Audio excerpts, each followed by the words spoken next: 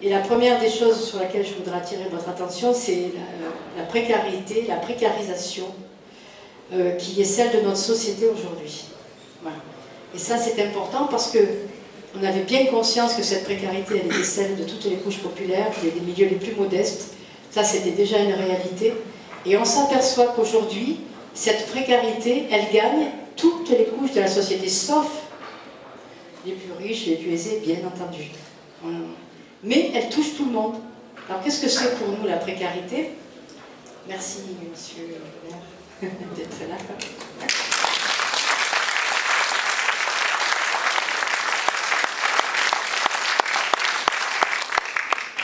Merci.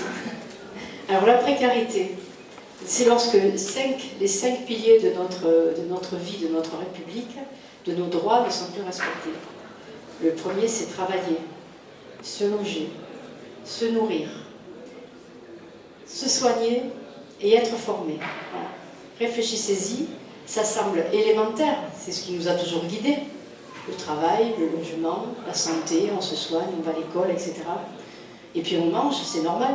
Mais réfléchissez au nombre de gens qui aujourd'hui, de plus en plus, sont privés de l'un ou de plusieurs de ces éléments basiques.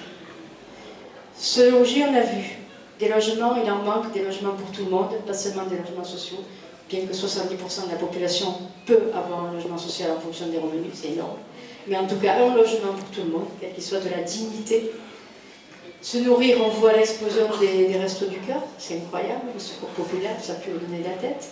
Se soigner, on voit bien que tous les âges, mais particulièrement les jeunes et les plus âgés, aujourd'hui, reculent devant la somme qu'il faut payer pour avoir une bonne mutuelle.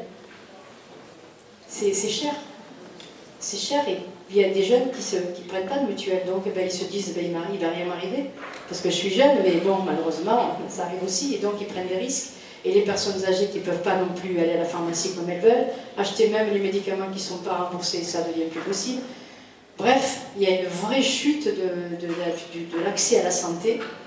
Et à l'école, on n'en parle pas, parce que bon, on a vu qu'à l'école, c'était terrible, parce qu'il n'y avait plus de qualité. Enfin, on enlève les enseignants, on enlève les accompagnateurs, on enlève les cadres, enfin bref. On a besoin de remonter tout ça, et ça, c'est pas du superflu, c'est de l'essentiel. C'est de l'essentiel, c'est normalement dans les droits de notre République, elle nous les donne, on a droit à ça, et on doit les exiger. Et on doit renverser les choses pour que ce soit pour tout le monde. Voilà. Donc ça, c'est une de nos premières préoccupations, mais elle est vitale.